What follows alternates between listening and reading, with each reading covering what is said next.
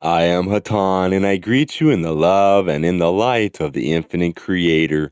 We are sorry for the delay in achieving contact with this instrument, but we are on station elsewhere in your sky, and we are having to work through a series of what you would call computers in order to relay our thoughts to you. Normally, the one known as Latwi would speak to you, but because of the special group that we have tonight, we wish to speak to you ourselves. For there is much that we would say to you that would be inappropriate to say to a larger group. We are able to reach this instrument due to the fact that there are several other members of this group who have not been able to reach your physical domicile at this time, but who are meditating with you in their own dwelling places. Thus, we can achieve a good contact. This instrument has often wondered why the planetary entity that has most often spoke to her from the inner planes during what you would call seances was named Moses. We would like to bring out some points about the reason for the one known to your peoples as Moses being one of your inner guides upon the earthly plane. It was many, many years ago, several thousand of your years to be exact, or more exact, shall we say, when you and your little charge of courageous pilgrims desiring to help the people of this planet stood before the council that governs this solar system and requested permission to incarnate into this solar system in this cycle. Permission was granted. It was not granted to all that applied, and to those that won the approval of the council, there still remained mixed feelings, for you knew what you must lose in order to enter such a dense and unloving vibration as the earth plane. You have tried through many incarnations to be of service to the people of this planet. It was hoped very much by you before you began this incarnation that this would be the incarnation in which you succeeded in that plan. In other words, my friend, you, like Moses, have been attempting to lead your people through a desert towards a promised land of love and light, which you can see clearly in a distance and know as a reality, but which those around you either doubt or disclaim completely. And now, my friends, you find yourselves moving through the incarnation, giving of yourself to the best of your ability and to the best of your judgment, finding yourself still in the desert. We can only say to you, my friends, that your sacrifice has not been in vain, nor will it ever have been for nothing. Even if you do not lead your people into the promised land, even if, as some have rather crudely put it, you cannot save your planet, you have shown by your life and by your work to the best of your ability that love and the light that awaits those who praise the truth of the Creator's love. Remember that you are not alone in this great effort to heal a planet and its millions and millions of souls. What you have done prepares the way, at the very least, for another generation of those who seek the promised land. As long as your gaze is steady, as long as you know the reality of the eventual goal. The fact that you cannot yourself bring the planet with you to the completion of that goal should not sorrow you. For you must realize that the free will of each soul is supreme. What you must realize for your own sanity is summed up in your holy works in the parable of Moses and the burning bush. The bush was burned, and yet it was not consumed, and out of the bush a voice addressed the one known as Moses, there in the desert as he stood, foot weary and dusty and helpless. "Take off your shoes," said the voice, "for that place whereon you stand is holy ground." You cannot bring people to an understanding. You can only bring yourself to people. And if you have the realization that you are constantly in the holy tabernacle, dwelling in serenity and intimacy with the Creator, which is the spirit of love among men, then you will be able to bring that holiness ever so quietly into the atmosphere about you. We realize that you do not consider yourselves to be saints, that you could not possibly be holy. We realize all this. We can see your hearts and that you quake with the sadness of all of your indiscretions, heated words, wrong feelings, actions which you consider indiscreet, and actions which you fear may be indiscreet in the future. But we say to you, my friends, we are not speaking here of the human personality. For there is a level beneath the human personality in which true sainthood and true holiness abides. You do not so much need to tame your human personality as to learn to discard it.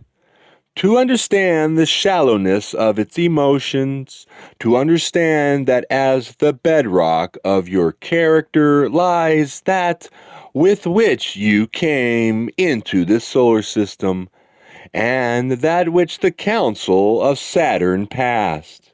Yes, my friends, compared to those who dwell upon this planet from a previous age, you are indeed saints.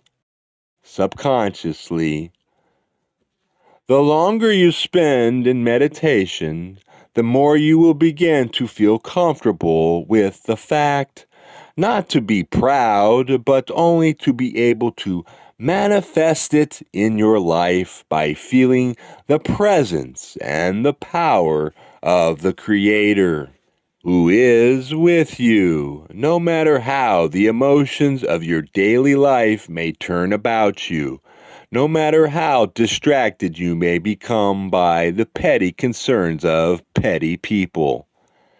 Yet you have that to fall back on, which they may not, and it is that which makes you a shepherd, and it is the lack of that which makes them the sheep, and thus your relationship defined.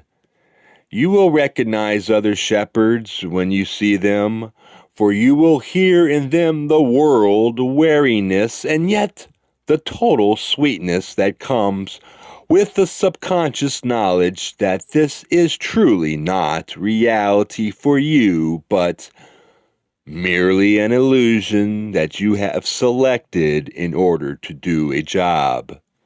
We are aware that each of those in your little band has become increasingly desirous of bringing, shall we say, to a head the business of setting the planet aright.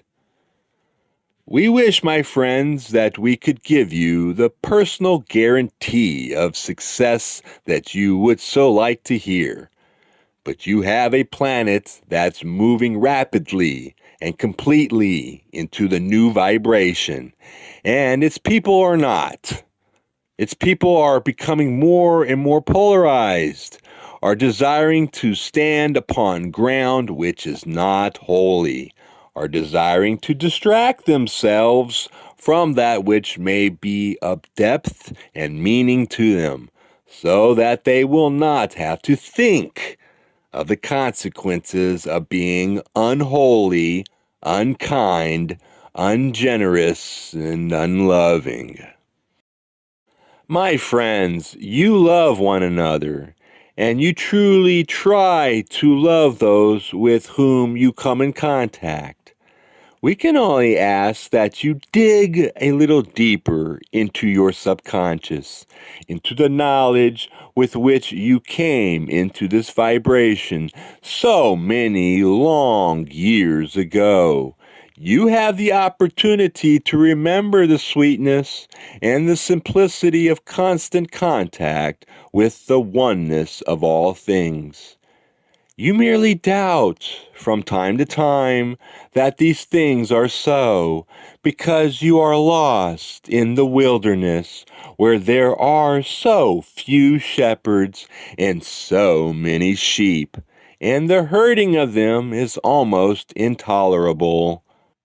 Therefore we say to you, be of good courage, and do not think of goals, but only of the mile which you are walking at this time.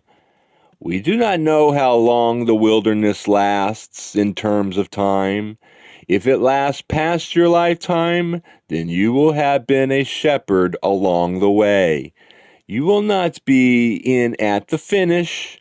You will not see the end written across the skies. The movie will not be over for you when you leave this incarnation. This is of no concern to you. Do not be concerned with your accomplishments. Be concerned only with the amount of time that you spend dealing with individuals upon the sturdy and heartfelt basis of the love of the Creator. Be concerned only with the analysis of your own thoughts, that you may reject those thoughts which are not helpful to your spiritual growth or to the growth of others. Most of all, allow your intuition to play the part in your life that it deserves. For with daily meditation, your intuition will point you in a direction that you ought to go. There will always be, to those who pray and meditate, a path that becomes obvious. It is not always what one would desire consciously, but when it becomes obvious, seize it and embrace it, for it is your next lesson. And by learning these lessons and learning them with love, you and your powerful personalities, well schooled in love, are raising the planetary consciousness to a goodly degree. We ask you to realize that we are very grateful to you, for you have been sent into a world that is hostile, and you do not have visible help.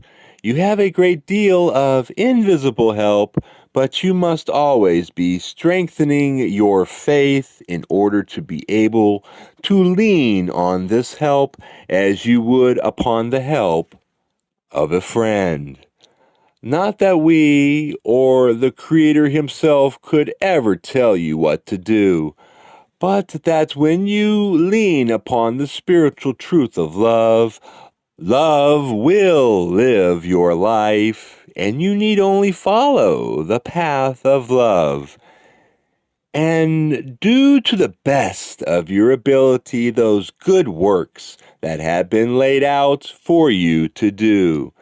They may be as humble as a smile in a crowded supermarket, a sweet thought on a winter's day, the noticing of the beauty of nature. Yes, my friends, these are good works. These things improve the planetary consciousness. There are dramatic good works, yes, but they are far and few between.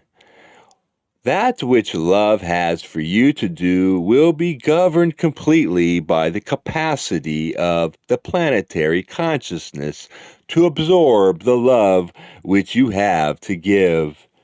If you cannot give it to all, you may give it to some. If you cannot give it to some, you may give it to a few. If you cannot give it to men and women, you may always, my friends, give it to children. For they are simple and open and understand love. Children are awesome. It is the time of our rainbow children. Your tour of duty, shall we say, is almost over, and we feel that it would not make you unduly proud to say that you have done well. We wish only that your heartaches could be less, and that your joy could be more. For this is what you came into this world to share. The joy of living under the highest law, the law of love. We wish you the greatest of peace and strength and confidence in your day-to-day attempts to express this love in your life, to show this love and this joy in every smile and laugh, in every refusal to be bitter, in every forgiveness and every forgetting of a wrong. In a way, you are not special, for you are children of God, as are all.